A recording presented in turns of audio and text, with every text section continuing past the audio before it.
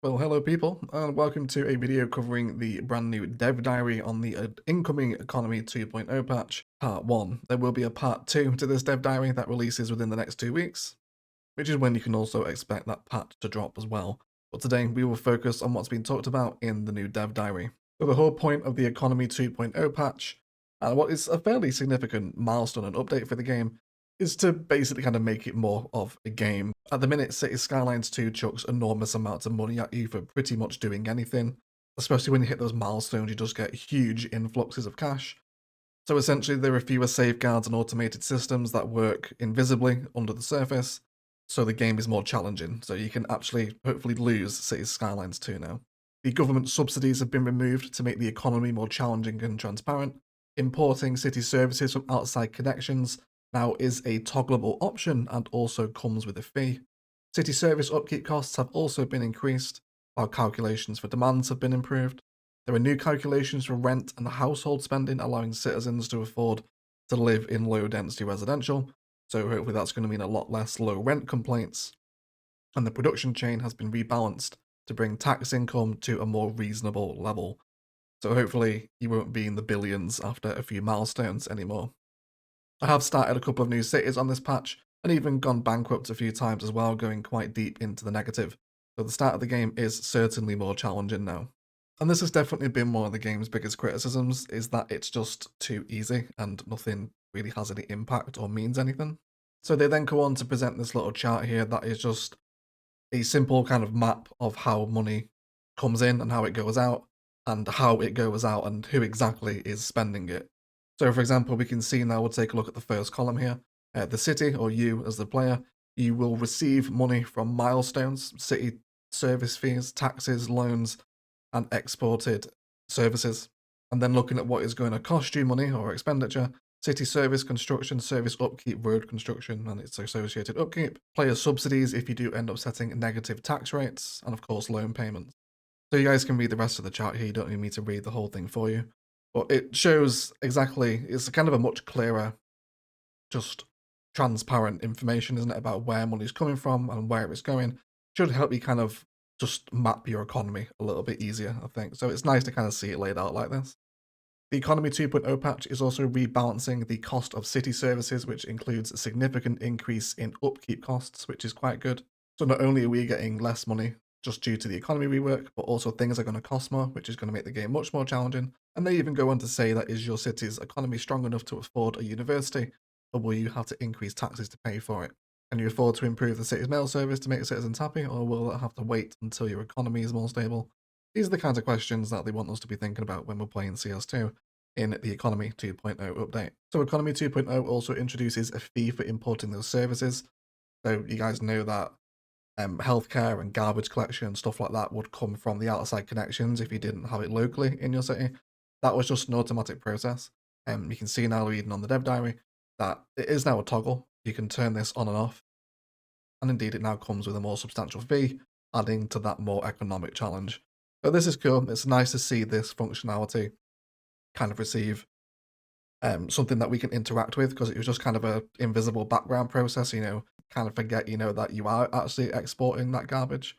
Whereas now it is kind of a fee and a toggle, so maybe you kind of feel a little bit more in control of it. So it's nice to see the menus expanding like this as well. So new free policy is also arriving with Economy 2.0. So while the Economy 2.0 update is certainly reworking the economic simulation, it is also coming with a bunch of fixes for kind of life in the city, education and demands, etc. The way and how much demand you should experience has changed quite significantly. The residential demand has been expanded, so desired density is tied to the size and the wealth of the households.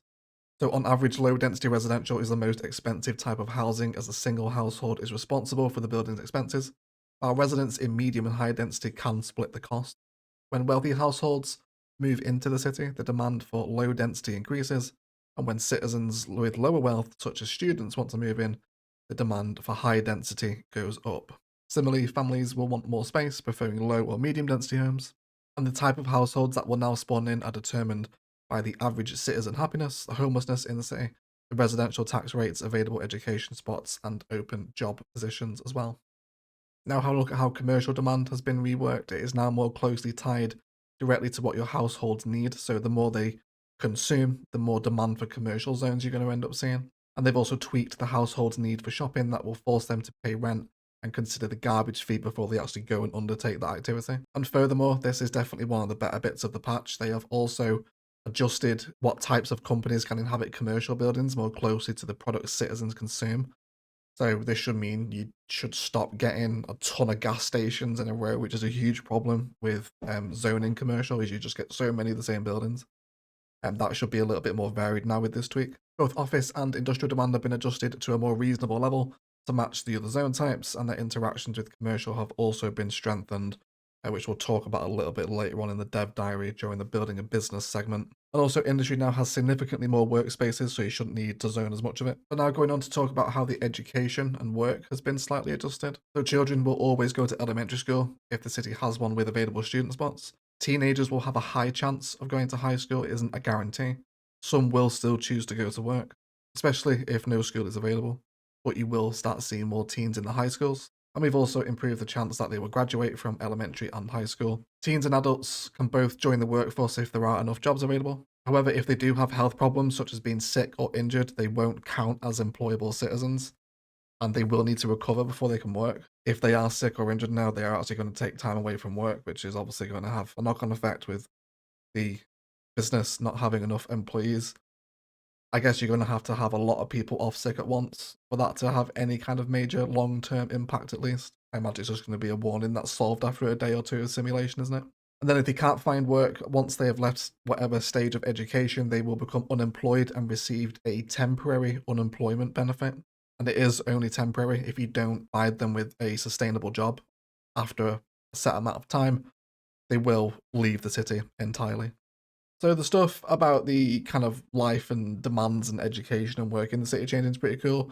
For me, a lot of this is just kind of water under the bridge. It's just kind of background simulation stuff. Like all these cool changes are pretty good, but we as a player, we just kind of see that as the blue bar goes up a little bit. But it is nice to know that it's getting a bit more optimized. So cool.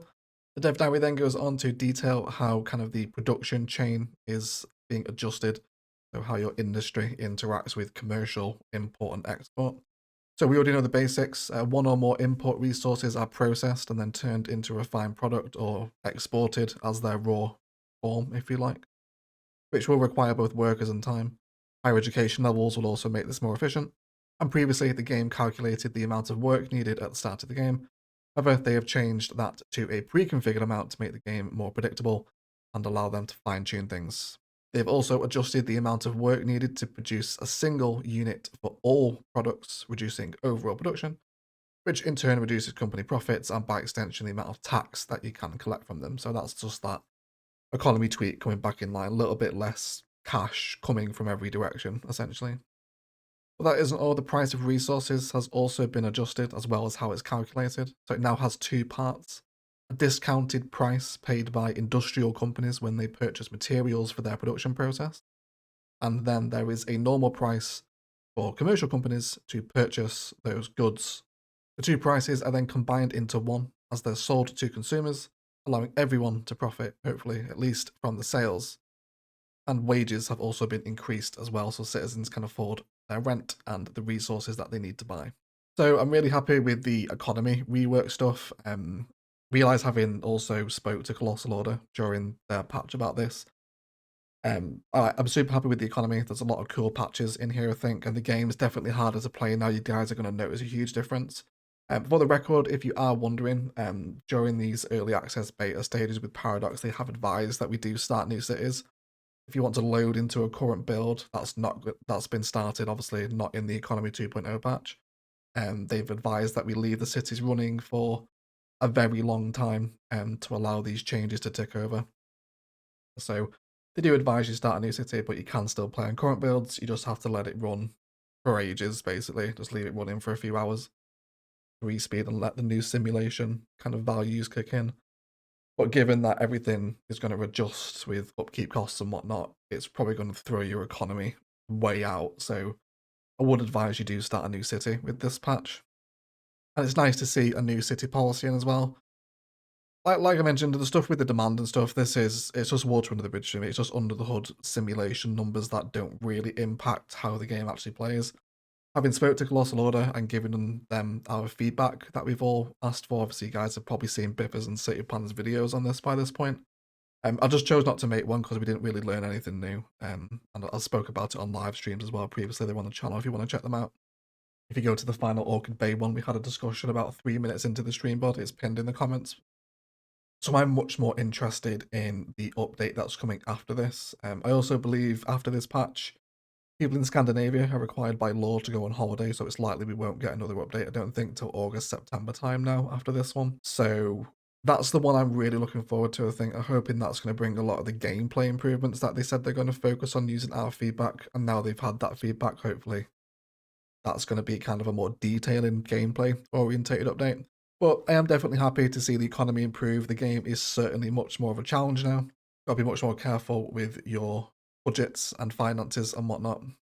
But at the end of the day, it does still play like Cities 2. There is still no line tool, there's no forest brush, and you do still need Paradox mods to make the experience enjoyable. Having said that, the mods that are out now are very nice, and they're making Cities 2 do some crazy stuff. I'll leave some screens up on screen from Electrotech on Twitter. Guys like doing crazy things, and of course you've seen Sully and Infrastructurist and what everyone else is doing with modded CS2. But you certainly do need the mods to make it enjoyable. But nice economy rework regardless. Otherwise, let me know what you think of this. Will you be dipping your toes back into the CS2 pool with economy 2.0? It is a fairly big milestone for the game. Hopefully some gameplay changes incoming for the rest of the year. Let me know what you think of it down below. Otherwise, let's thank you all so much for watching. And as always, enjoy the rest of your day.